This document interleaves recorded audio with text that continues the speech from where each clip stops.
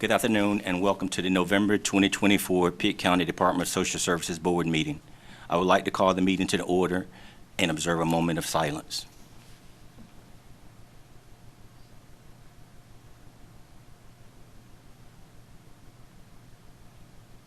Thank you. Okay. Next, roll call. Okay. Chairman Dancy, Here. Vice Chairman Dibble, I'm sorry, I say that every time. Colleen Dibble, there we go. Board Member Pilgreen, Present. Board Member Anderson, Here. Board Member Perkins Williams, she is running behind, but it said that she was on her way. All right, thank you. Do we have any revisions to today's agenda? Yes, sir, we have two. We need to add one for presentation and also add a closed session under personnel. Okay. Can I get a motion to adopt today's revisions? I will make a motion that we adopt the revisions of closed session and presentation. I second that motion. Any discussions? All in favor? Aye. Any opposed? Do we have any public address to the board? No, sir. You all should have seen September's meeting minutes. Are there any revisions to those September meeting minutes?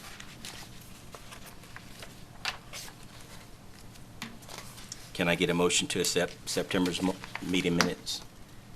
I make a motion to accept September's meeting minutes.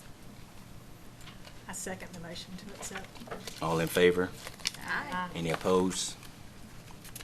Next, we're going to have recognitions by the director. Good afternoon, everyone. We're going to start with the introduction of our new hires to Pitt County Department of Social Services. If you are present, if you could just step forward, come to the podium, give us your name and the area that you're working in and any other information that you'd like to share with the group.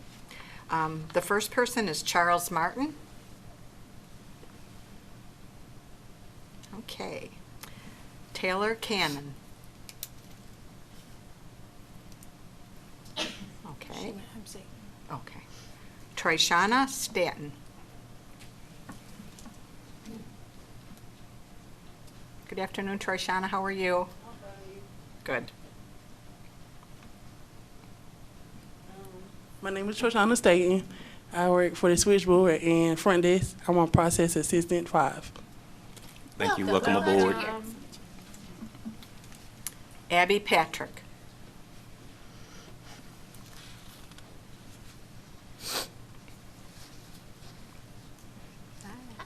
Abby Patrick, Office Assistant 5.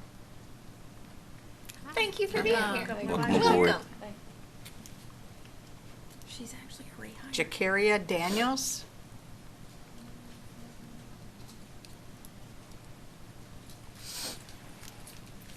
Good afternoon. My name is Jakira Daniels. I'm also Office Assistant 5, helping with intake cases and keying in information. Thank you. Thank you. Thank Welcome you for your aboard. work. Lajada Nobles.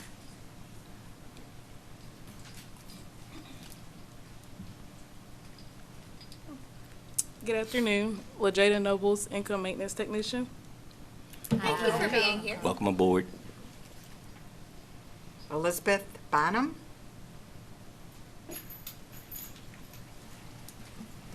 Hi, Elizabeth Bonham, social worker. Nice to meet y'all. It's good to Welcome meet you. aboard. Thanks for being here. Shanita Lloyd Tucker.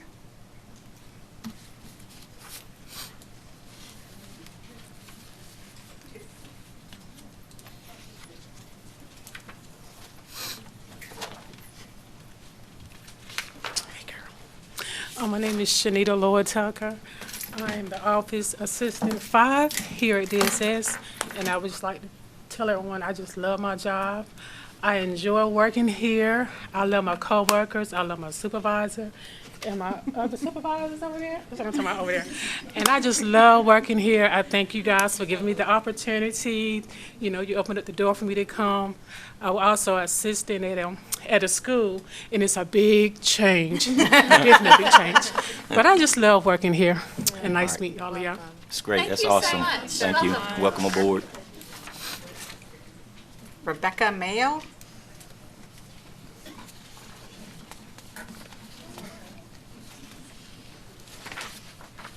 Hi, Rebecca. Hey, my name is Rebecca Mayo, DSS Income Maintenance Caseworker with Family and Children's Medicaid. Thank you. Glad to Welcome have you. aboard. Thank you. Thank you. Yolanda Hoggard. Did I mispronounce your name? I'm so sorry.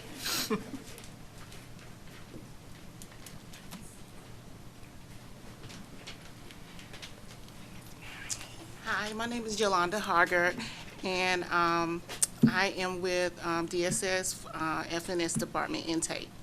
Thank you. Welcome Thanks for being aboard. here. Is it my ear or are they talking loud? They're talking about. Taja Wells.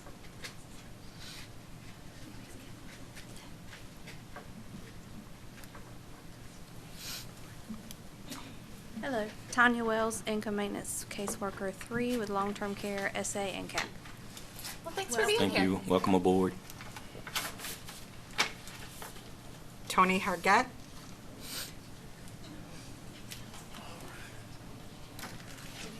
How y'all doing? Good, how are you? Yeah, my name is Tony Hargett. I'm with Family and Children Medicaid. Glad to be here. Yes, Thank sir. you so Thank you. much. Welcome Happy you're aboard. Alexis Williams.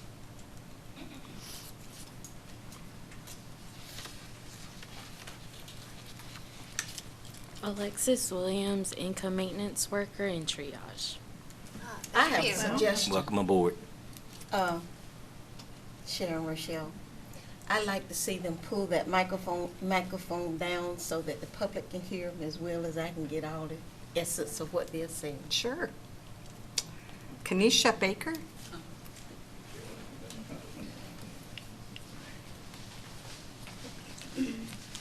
Hello, everyone. There you go. My name is Kenesha Baker, income maintenance, food stamps, intake, and I came from Duplin County.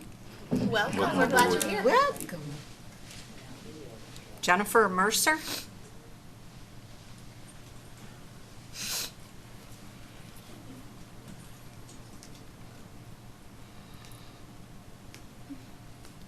Hi, I'm Jennifer Mercer. I'm with DSS Adult Medicaid.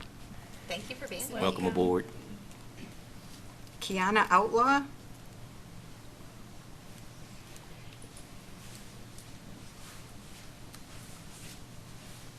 Hey. Hey! I'm Kiana Outlaw. I am a income maintenance caseworker 2 in SAP, SA, and CAP. Thank you. Welcome Happy aboard. you're here. Tiara Taylor.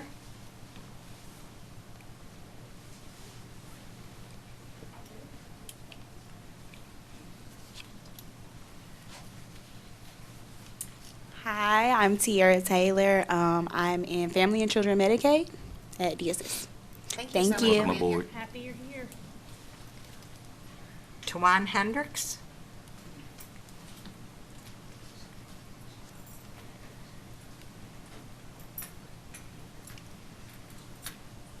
Hello. Hello. How are you guys doing? Okay. How are you? Great, great. My name is Tawan Hendricks. I'm with Family and Children Medicaid, Redetermination, DSS, Income Maintenance, working towards Income Maintenance too.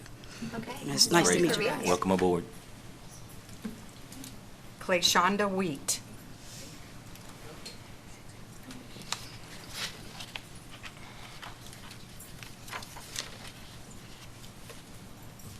Hello, Hi. I am Clayshonda Wheat. I am income maintenance caseworker for SA and CAP. Great. Welcome. Awesome. Thank Welcome you. aboard. So I have two more introductions. These are folks that are not new to Pitt County DSS, but have taken a different position with the agency.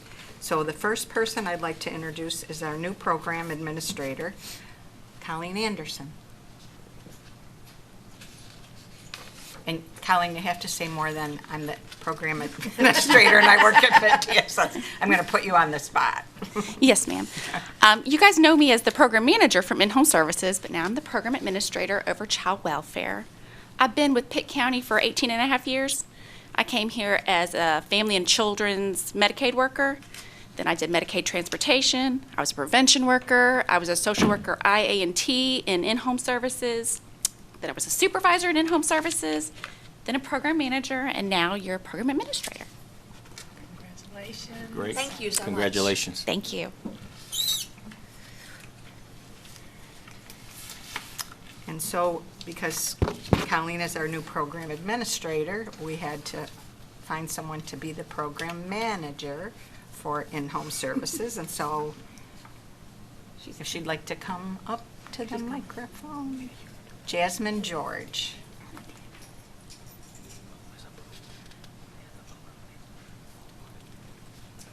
Hi. My name is Jasmine George. I am the new program manager for In-Home Services. I have been at the agency. At the end of this month, it'll be 12 years. I started out as a permanency planning social worker, and then I was an In-Home Services social worker, and now the In-Home program manager. Congratulations. Congratulations. So Chairman Dancy, if you'd like to come to the front with me, and Thomas Knight, and Miss Phyllis Parker. Oh, okay.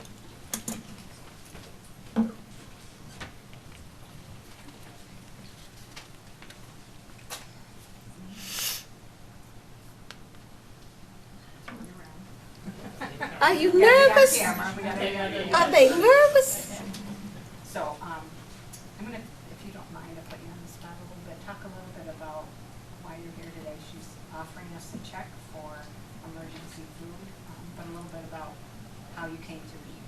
Okay, I'm a member of Emmanuel Baptist Church, and as you may have recently read in our local paper, we recently sold our church to Open Door Church. The members voted to donate all the money from the sale of the church to nonprofits. And the Department of Social Services of Pitt County will give them $15,000 for gift cards that will be selected from our church. Again, we want to say thank you. We appreciate the care that's given to this community by your organization. Thank you. Thank you.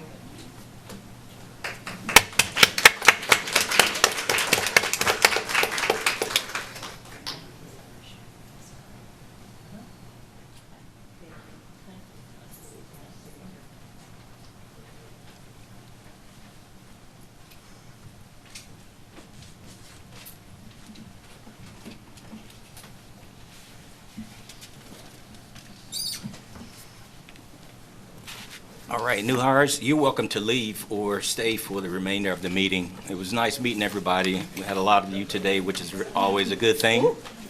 No, that's a wonderful thing. I mean, this looks like a full house. And you don't have any vacancies left. Oh, a few, Miss Mary, but we're getting there. It's a work in progress. You know I'm excited. Ooh, is Chandra here? Yes, well, she will. She just went to hug someone. Oh, yeah. Oh, she said, have we had this many? All right, next we're going to have items for report on the e-courts. Ms. Ray?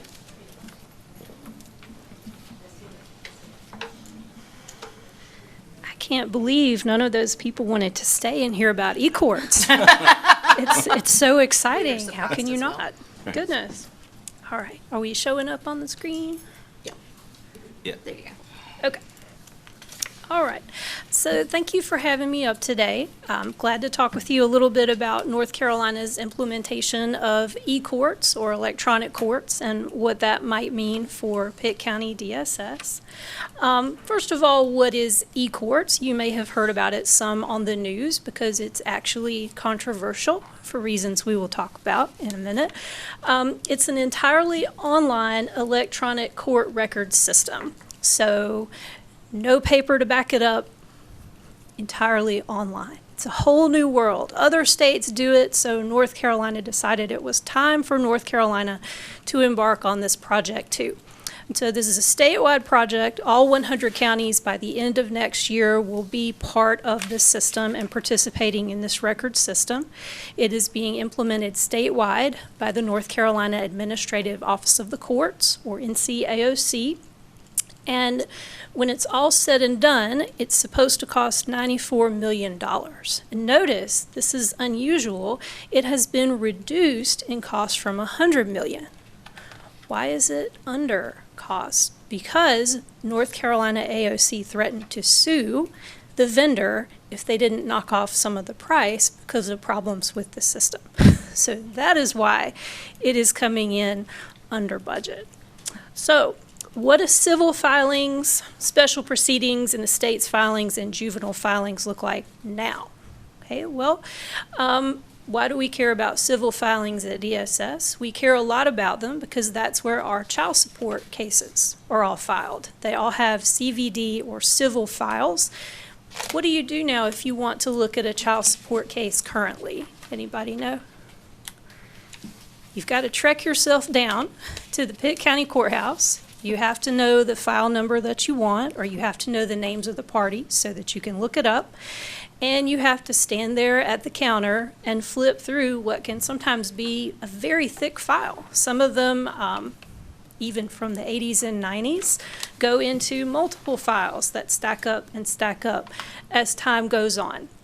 Same thing for special proceedings, where we would file our incompetency cases. Adult Protective Services would file those.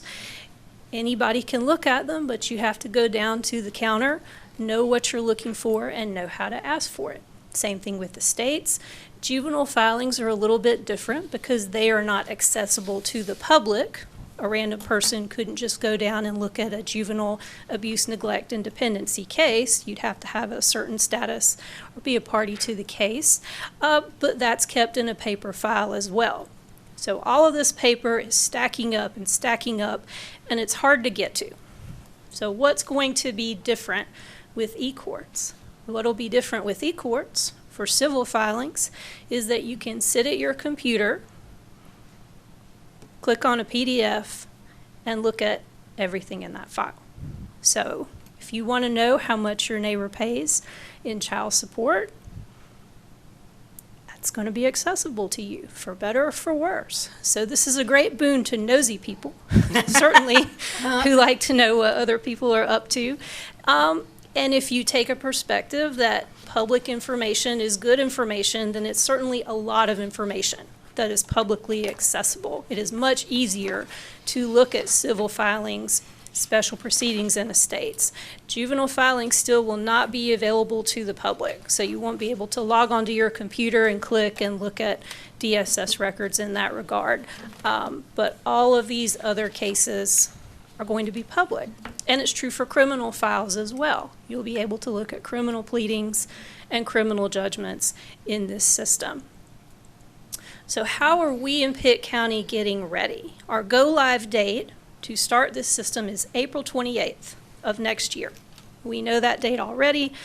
How are we getting ready? We have a local e-court steering committee, and on that committee we have our senior resident superior court judge, our chief district court judge, our clerk of superior court, our public defender, our district attorney, representatives from the bar, lots of people who are coming together to talk about how this system will be implemented. We have working groups that are working with that steering committee. I'm on the juvenile court working group and the civil court working group. All of those groups are traveling. So I went to Johnston County. I've been to Johnston County twice. I went to see their DSS court and see how they handle things in e-courts. And then on the second visit, I saw their child support court and their domestic violence court. And those courts are somewhat different in the way that they operate now that there's e-courts, but a lot of it is still the same. You're still calling out people's names to see if they show up. In a lot of the cases, you're still handing up paper because the judge can't quite get to what he needs in the system. And court is proceeding on just as it had, right? but we're looking at what's different so that we know how to plan for Pitt County. DSS is doing calendar planning. We're looking ahead for the next 6 months because when this system starts, we anticipate that court is going to be very slow. So we don't want to stack up, 200 cases on the first child support enforcement day when this comes into effect. We don't want to overwhelm the system, overwhelm the clerks. We're trying to carefully plan ahead, schedule out our time. We are doing equipment checks to see what kind of equipment we will need. I will come hat in hand to Miss Rochelle to let her know. I know for sure we're going to need a scanner for the courtroom. If you've been over to the courthouse, you may have seen tabletop scanners, but those are only for the district attorney's office and public defenders. So everyone else will have to bring a scanner, have a way to scan in documents to put in the queue for a judge to look at. We also are going to have to do training. The people who do the most training, the people who really do the bulk of the work under this new system and who it affects the most, are the clerks. If you know any clerks, you should tell them thank you in advance for all that they are about to do, because they are about to embark on a lot of very intensive training. The entire way that they do their job is about to change. The law will remain the same, but the way that they carry out their task is going to be very different.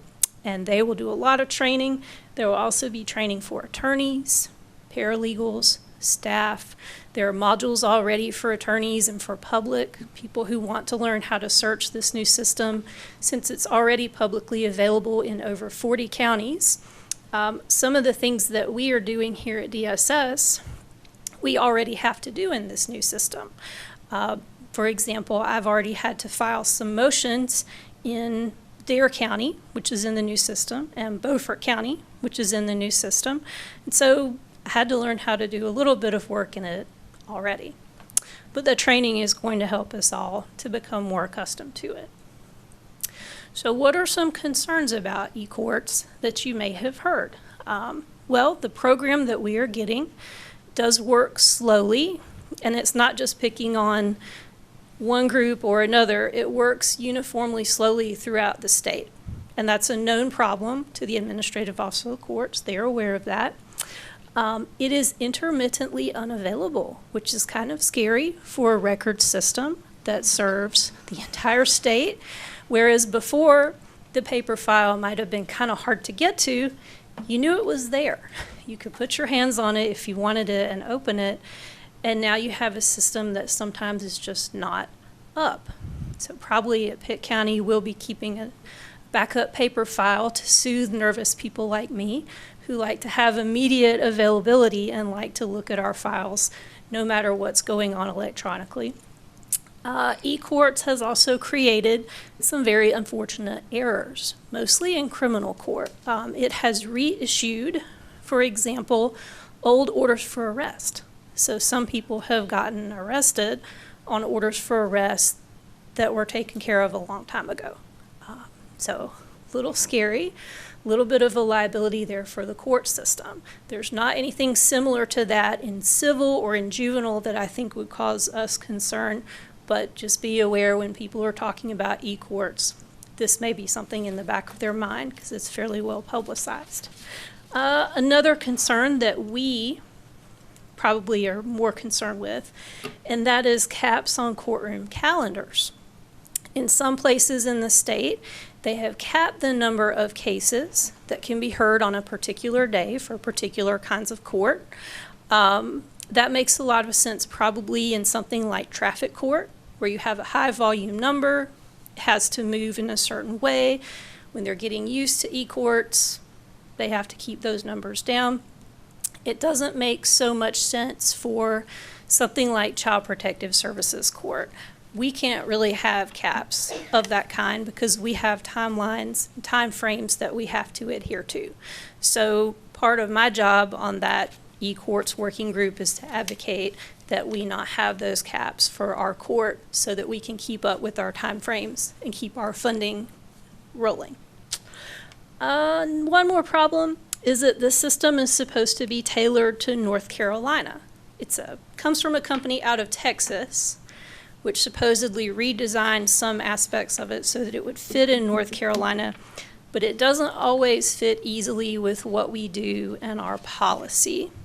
So some of the things are still being worked out. Some questions as simple as whether you say you're handing up something into evidence or whether you say you're incorporating it into a file make a big difference.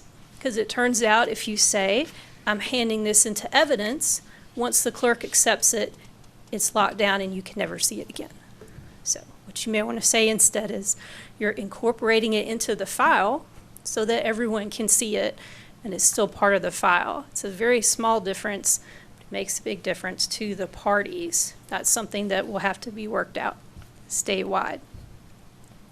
So again, we're working on this system. We're working toward our go-live date in Pitt County of April 28th of next year.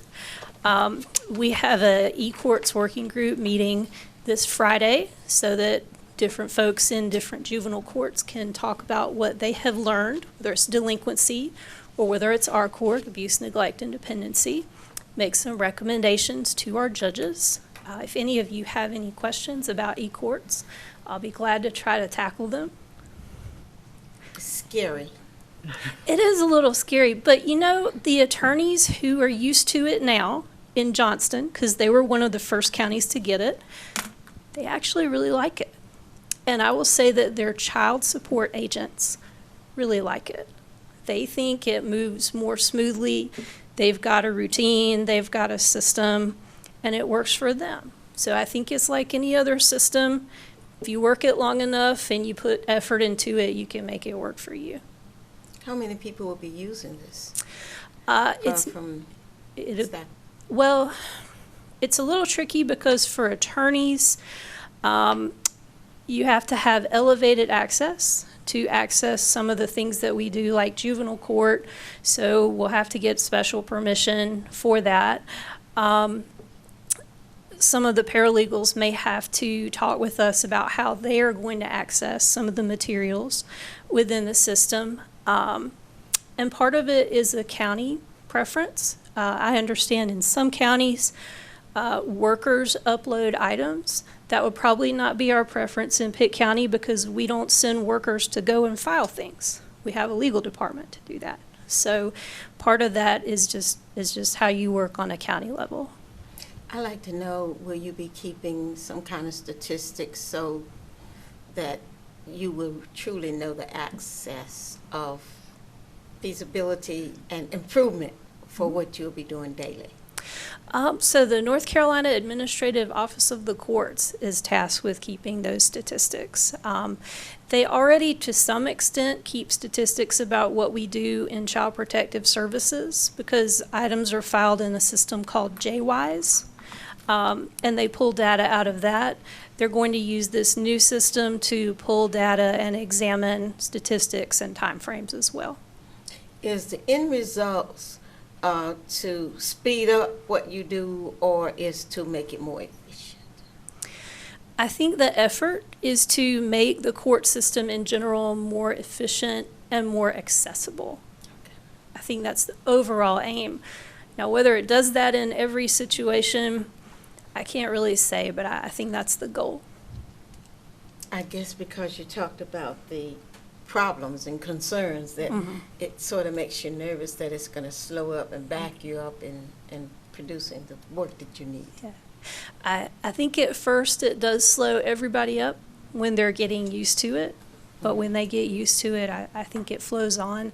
When I saw their child support court in Johnston County, they were marching on through that calendar just like we do in Pitt. It was not slowing them down. So, how long did it take them? It took them the same amount of time to have a hearing that it takes us. A typical hearing in enforcement might be 10 minutes or 15 minutes. Same thing here. And Nancy, do you, and this is just a guess on your part, I assume that the state's not happy with the system currently as it was and are working towards resolving some of those issues. Best guesstimate, do you think any of those will be resolved by the time Pitt County goes online? That is our hope, because now the biggest counties in our state, Wake and Mecklenburg, are all on eCourts. And if they can get Wake on and work out all their business, and if they can get Mecklenburg on and work out all of their quirks, they can work them out for anybody. And those are the two counties that yell the loudest at the General Assembly if they don't like something.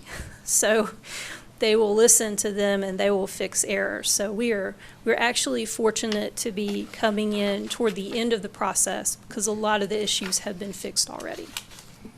And Nancy, do you foresee that there'll be equipment that'll have to be purchased in order to be able to complete this work? For us at DSS, yes. We'll need a scanner, we'll need wireless hotspots.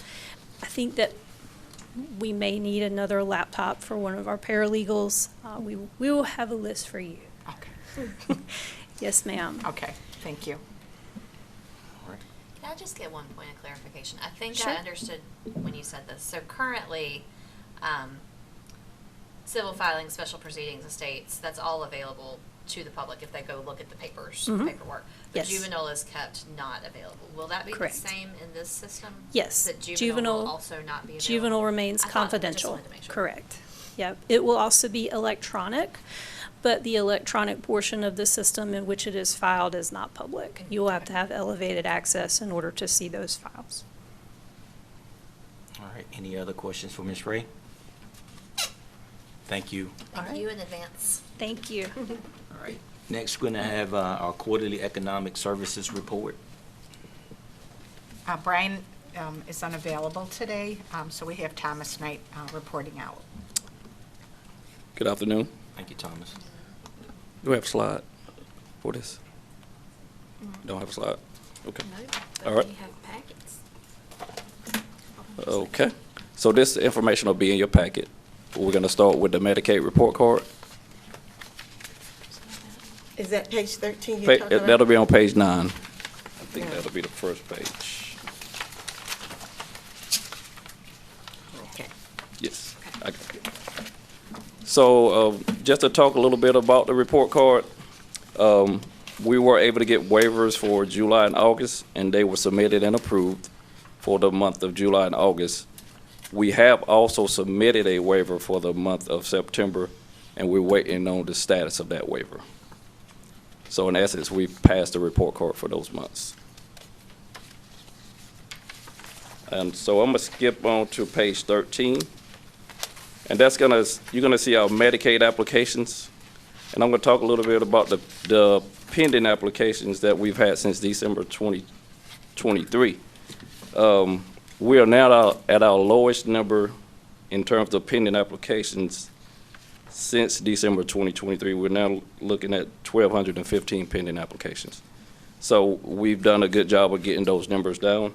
We've been as high as 2,853, but like I said, now we're down to 1,215 pending applications. Aren't you pleased? Yes, ma'am. Very pleased. We worked very hard to get to that number, and we do have some variable factors that may make those numbers go up or down because it's open enrollment season. So you may see a difference in the next figures that we report.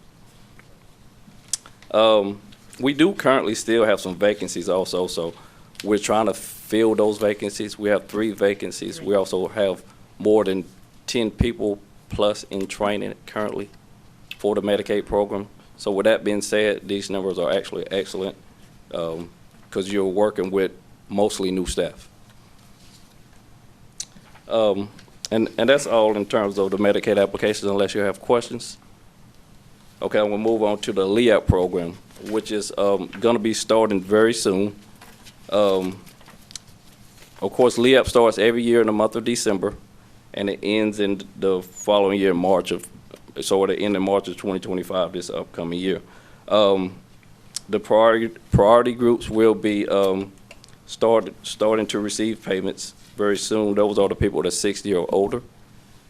We are currently working to getting out a press release in which once we communicate with our community partners, we'll get out a press release, and there will be some training provided for the community partners.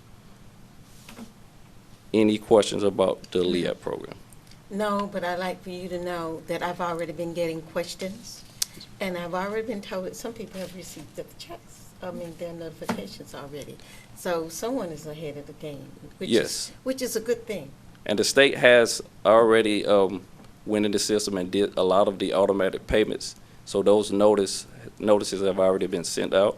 I've heard. We are working on getting some corrections made in our system, and clients have until November the 19th to report any changes such as address changes, vendor changes, and account number changes. So we are currently working on those changes daily, and anybody that may have changes after that would just have to apply after December the 1st. Thomas, how would they make those changes? Well, they have a couple of ways to make it. So if they can contact, they're getting the letters in the mail that's telling them they can make those changes. So they can contact us by mailing that letter back in, or they can contact us by telephone to report those changes. We are making, like I said, changes daily, and we've already updated probably more than 100 accounts already. So, but they do have about a week.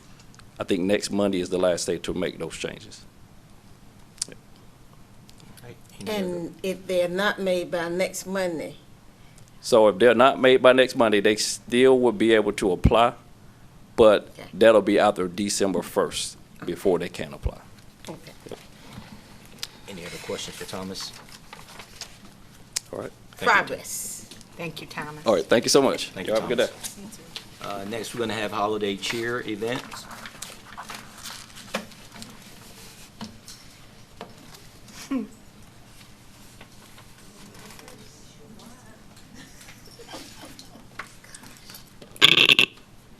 Hey, I had to pull it all the way down. My name is Cortesia Escamilla. I work in adult services. I am an adult home specialist. So I just wanted to talk to you guys about our adult holiday foster project. So normally what that is for our adults who are 18 and older who either live in some type of facility or we have guardianship over it. Most of the adults that we are reaching out to and that we assist with Christmas, they get less than $66 a month. So, you know, we like to make sure that they are getting that support. And a lot of times they also don't have family support either. So we are their family. So we try to reach out to them, assist them with getting gifts or wish items that they like to have and things like that. If you're wondering how you can assist us, you can definitely sponsor an adult, which we have so many wish lists. Myself and Miss Kim, we are currently working on that, and we have a lot of adults. So if you want to sponsor one, you can, or you can also give a monetary gift, or you can just give us some hygiene supplies. You know, we can always use that year round, whether that's toiletries, body wash, deodorant, lotion, socks, clothes. We can always use those things. How many people do you have on that list? People do. If I could give you like a guesstimate. Yeah, give me a guesstimate. Yeah, so 167 was last year, and then I feel like we have more this year. Would you say that, Ms. Kim? I think we have more than that this year, so maybe look at maybe like 170, 75. Where's your list? Is it somewhere out that, are you going to send it to places or?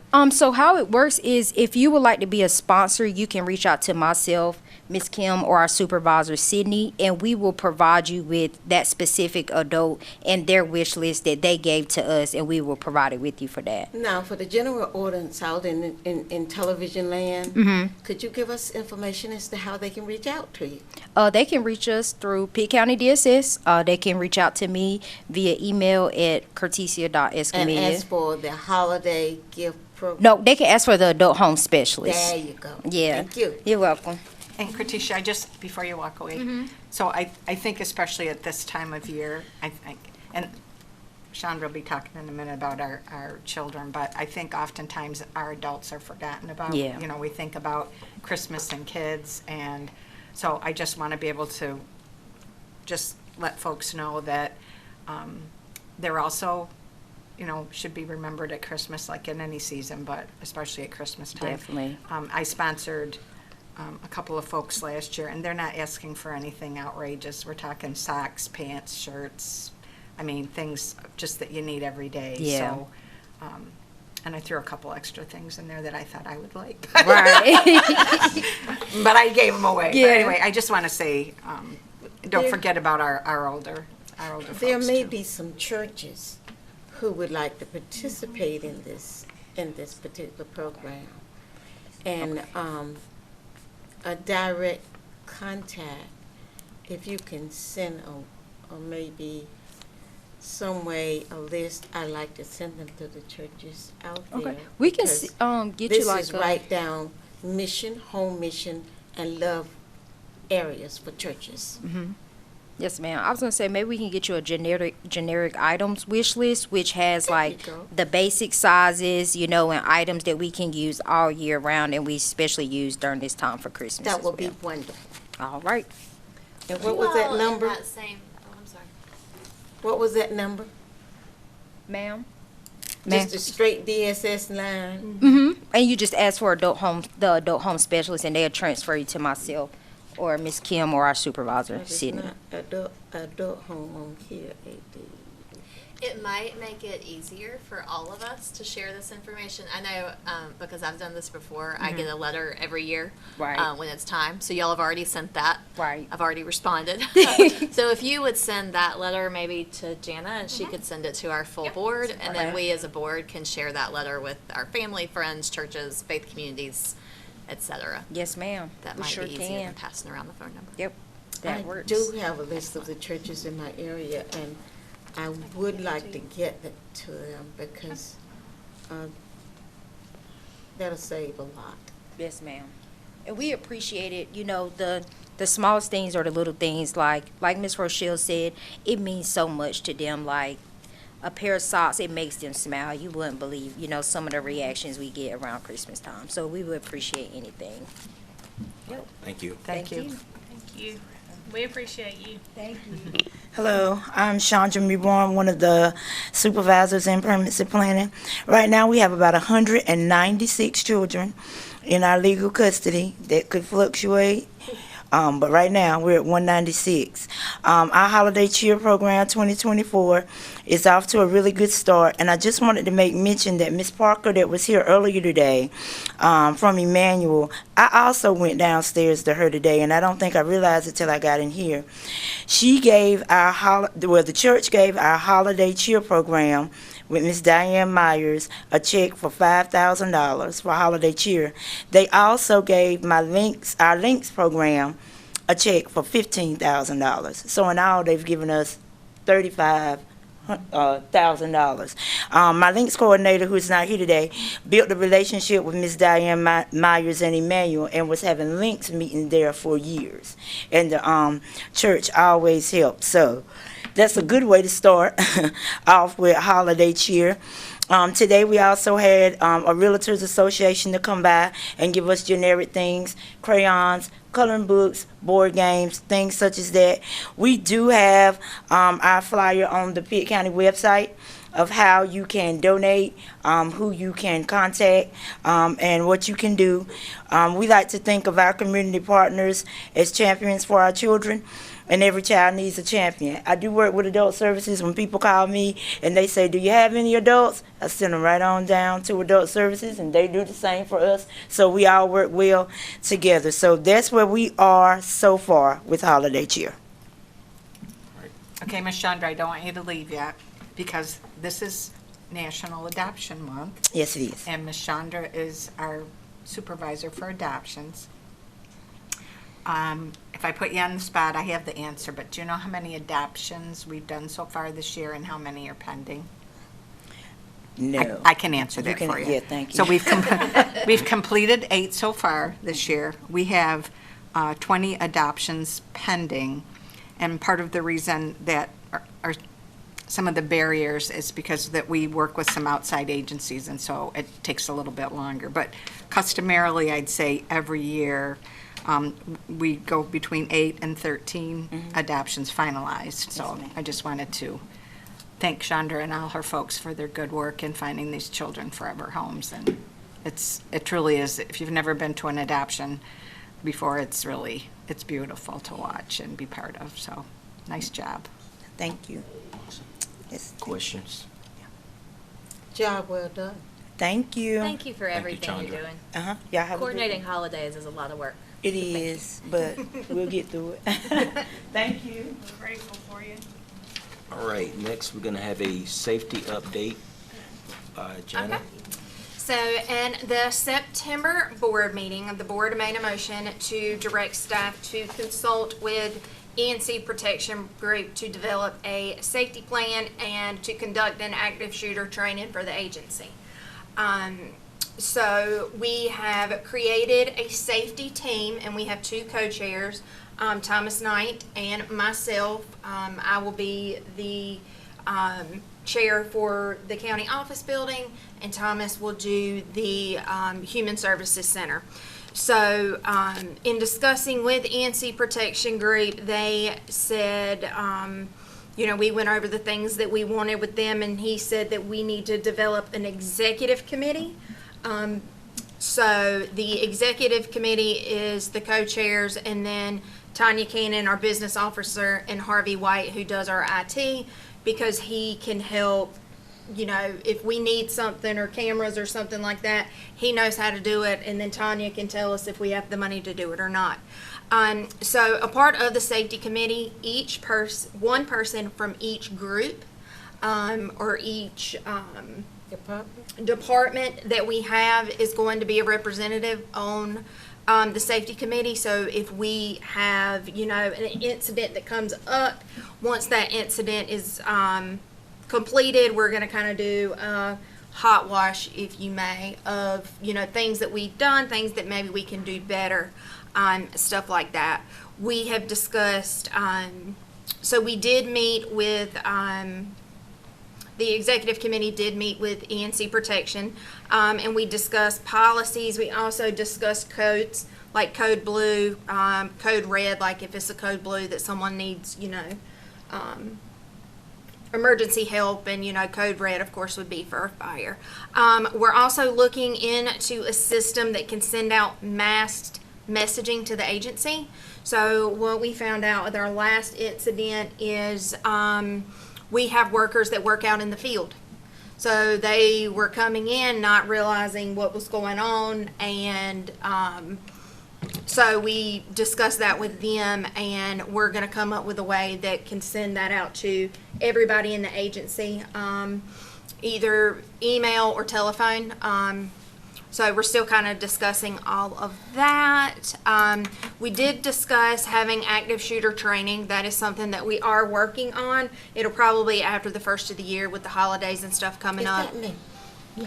And then as far as the safety plan for the agency, they said it would approximately take 12 to 18 months to develop. We did send them all of the county's adopted policies that they have for safety, so they're, you know, of course we will follow with those, but we also want to develop a few that are, you know, just for DSS. So we are working on that, and once, hopefully in the beginning of the year, we'll have, you know, the active shooter training, and I can update everyone for that. I have a suggestion. Sure. The school systems have a way of notifying, mass notification at one time. Have you checked into that and see how they work it? And that way, it might be good for us. So yes, we have ENC Protection Group, who we are consulting with, is looking into that and different options that I know, you know, the school has one, I think ECU and all of that. So we're kind of looking at different options and what would be best for us, but we have looked into that. That's all I got. I'd like to say I appreciate the recent notification of what's happening and that sort of thing. It's needed, what you're talking about. And too, I will add this, and what Thomas and I have discussed is, you know, if we have an incident here, my phone will start ringing.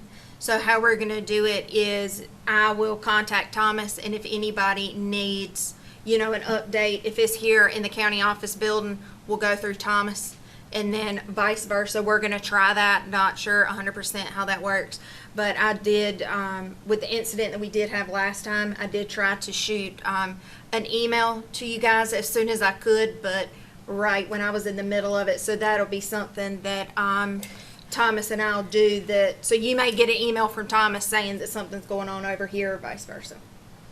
I never get an email on time, I must say, and have a backup system because this past weekend I did get some phone calls about the people out in the rural area lost their telephone service, lost their internet service, and some have been doing it for 2 weeks.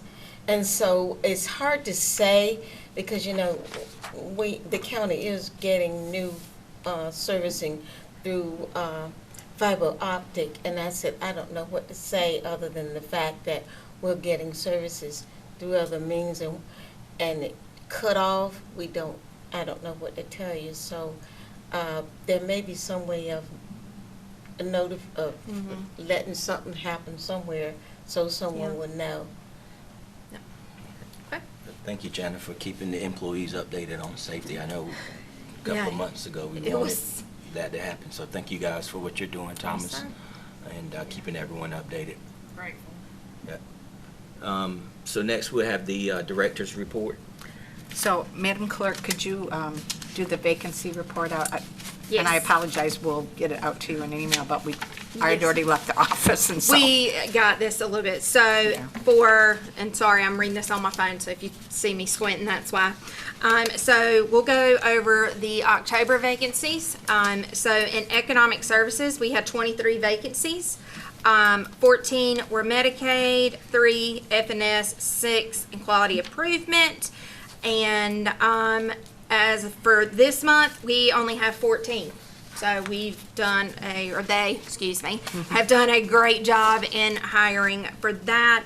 Family support services in October had 1, but now they have 0, so they're fully staffed in that. October, child welfare had 9, and that was 2 in permanency planning, 2 in in-home, and 5 in investigations and assessments. This month, they have 14 vacancies, but the reason that they have more is we have added another unit on to the child welfare. So that is a supervisor and 5 social workers. So that's why that number went up. Adult services in October, we had 5, and that was 4 new positions that we got in the budget. And they now have 6, including those 4. Legal has 0. Admin and fiscal had 2 in October, and now they only have 1. So, and I can email this to you guys. That sounds like a good report. You're down to single digits someplace. Yeah. But I have heard through the grapevine, glad it's not here, that I've heard through the grapevine that the application process has been really building up, that you don't have a problem getting applications and that sort of thing. So that means that it's looking good.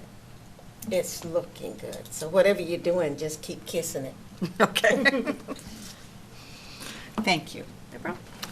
So I have 2 months' worth of report outs, folks, so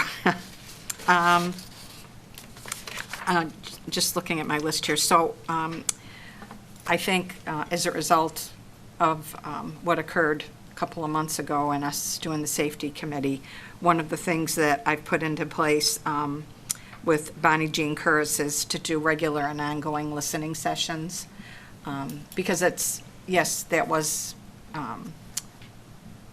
a stressful thing to go through, but I think we experience a lot of those stressful things every day, maybe not in the same way, but just the kind of the nature of the work. So I'd like to be able to have that available to them, and she'll also work with the CREM training that we've had, and so kind of combining all of those things, just like a wellness check on folks, just to make sure that, you know, they're doing okay. I have been working with the emergency department at ECU Health because there's a boarding crisis there, not just for children, for adults, and it's not just Pitt County. So there have been children that have been taken to the emergency room. Their IVC, the reason that they're there for mental health has overturned, and the child remains there for a period of time because either there's not a placement or there's an issue with the county. I will tell you that Pitt County has worked very diligently to make sure that kids do not stay there for any length of time. And if they're there, we bring one of our employees or someone will go in there and sit with the child. We do not leave them alone in the emergency department. So we had our second meeting. The first one was really talking about the crisis and why it happens. The second meeting that we had was to talk about solutions. And I met with the group today. We are going to have a third meeting to try to memorialize an actual process of things that any county could use to make sure that, for instance, kids have a crisis plan or adults have a crisis plan. We don't know what that is. The provider might, but we don't know. So how do we make that information accessible to us? So there's a whole myriad of things just that we learned from this, and so it's kind of working through some of those system issues that we have to try to make sure that kids have what they need, that our adults have what they need. So there'll be one more meeting. ECU School of Social Work reached out to me last week, and they did, over the summer, put in a letter of intent for a grant. However, that was not secured, but the same agency reached out to them and would like to partner with both ECU School of Social Work and Pitt County Department of Social Services on a foster care and kinship recruitment and recruitment program. I won't say retention, but making sure that we keep good folks around to be able to help us with the work. So there'll be, the letter of intent will be going out, and we're actually meeting on the 15th. ECU School of Social Work will write the letter and send it in. At this point, I'm not sure if we have any, and I'm just saying this off the top of my head, that there's, I think we're the only county that's being looked at to be able to do this with ECU School of Social Work. So we'll find out more on the 15th. But when all is said and done, it will be $100,000 to be able to do this work. Let's see. This last month, the multidisciplinary team for Teddy Bear, we did some cross-training as well as had a executive meeting. There was a, this month, well, the end of last month, our monitoring for adult services came in. So you know, we had that intensive corrective action plan. We worked through that in 3 months. So this is now the regular and ongoing monitoring. Although I don't have the final results yet, the exit interview went very well. And most all of the areas we scored 100%. So they're doing a great job. When that final information comes out, I'll share it with all of you. We had our budget kickoff on Friday of last week, so that's the beginning of our budget that I promise I won't ever make you sit through 2.5 hours of a budget presentation again, but we're going to be talking with our DSS folks to find out what they need in the way of positions, equipment, whatever. Let's see. I think that's it. I am so thrilled that we were able to get these donations at this time of year and that we were considered for this, because it's, well, at least since I've been here, to get $35,000 at this time of year from any donor is remarkable. So, you know, I can't say enough for the folks at the Emmanuel Baptist Church. We're also experiencing some difficulties in our food and nutrition services program. We are looking at some solutions for that, and we'll continue to work on some solutions because we're just having a difficult time. And it's not necessarily at this point due to vacancies, but it's vacancies that we had that have been filled, but most of those people are in training, so they can't take cases. And so we're going to look at some other options, contracting with Expansion Solutions, and we're also doing a short-term overtime program to help. And that's it for my report out. All right, thank you. Can I ask a clarifying question? Yes, ma'am. The foster care and kinship recruitment program, so it's DSS, School of Social Work, and who was the third entity? Whoever's giving us the grant, I Oh, can't remember, I don't remember Gotcha. what the name of the group was. Okay. So I'm just thrilled that they sent that, because once we didn't get the grant over the summer, I was like, okay. But then the fact that they reached back out to the ECU School of Social Work, and Kevin White said, are you still interested in doing something? I said, absolutely, so. Okay. That was my other question, was who you were working with. Oh, ECU. okay. Okay. Thank you. Just board member comments, and then we'll do closed session. All right, so any board member comments for today? I'll just say, I'm really excited about the safety stuff. About what? The safety stuff. Really excited about that. Me too. It's a huge win. I just wanted to also say thank you to Emmanuel Baptist Church for that generous donation. We have amazing partners in Pitt County with our faith-based organizations, and so, like you said, to get a $35,000 donation is really great.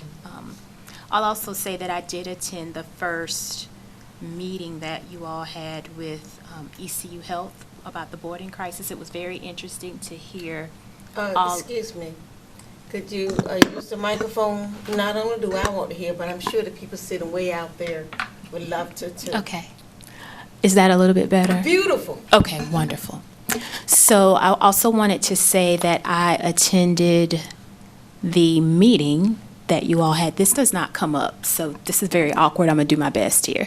I attended the boarding crisis meeting, the first one. I was glad to see all of the community partners there, and some of the conversations that were had in the individual groups were really good. It was good to hear doctors talking with nurses, talking with juvenile justice, talking with social workers. Everybody has a piece of the puzzle. So thank you for being a part of pulling all of that together. Also wanted to, I'm excited about the holiday cheer too. Ms. Mewborn and her team do an excellent job every year. I've seen them in the community, seen them taking boxes of food places, and so I'm excited to see that happening again this year. I won't go on. I know you had a lot to report, but those were the three things that stood out to me. So thank you for your hard work. And I'll just say, I really want to commend you for very quickly putting in place a trauma response. And it is really important that we recognize that sometimes an event happens that is traumatic, and at the same time, trauma is created on a daily basis in this work. So I am really excited about listening circles continuing and that being matched with the CRIM training that's already happened. The folks that deliver that just do a phenomenal job in those areas. And so I'm really grateful that we are able to offer some opportunities for self-care for the folks who are truly being impacted by trauma every day. All right, thank you. Next, we're going to go into closed session. Do you have a comment? Oh, no. I'm just pleased. For some reason, the stress seems to be easing away. And when I walked in and saw so many bright and shiny faces with delight on them, I just felt good. So whatever we are doing in a positive way, I think the administration of this department is growing, and it will be received very well, because we are in stressful times. All right. Thank you, and I offer a motion that we adjourn. We're going to go into closed session. Oh, we're going in closed session? Yeah. We Oh. added that onto the agenda. Oh. Oh, it might be before you came in this meeting. Okay, that's okay. It was before. I'm going to give this to Tanya. Well, I'm going to make a motion that we move into closed session. I second that motion. It's all yours now. You saw me hand it. What? Okay. right, let me read this. So Joanne's it, got to, Oh, we've yeah, got to. go ahead. Yeah, We've so- got to aye and nay. yeah, Yeah. I know. All in favor of going into closed session? Aye. Aye. Any opposed? I don't oppose. I would have been said it. So it is suggested that the board enter into closed session under General Statute 143-31811A6 to consider the qualifications, competence, performance, character, fitness, conditions of appointment, or conditions of initial employment of an individual public officer or employee or prospective public officer or employee, or to hear or investigate a complaint, charge, or grievance by or against an individual public officer or employee. We just need a motion to adjourn. I will make a motion that we adjourn for the day. I second the motion to adjourn. All in favor? Aye. Opposed? You stand adjourned.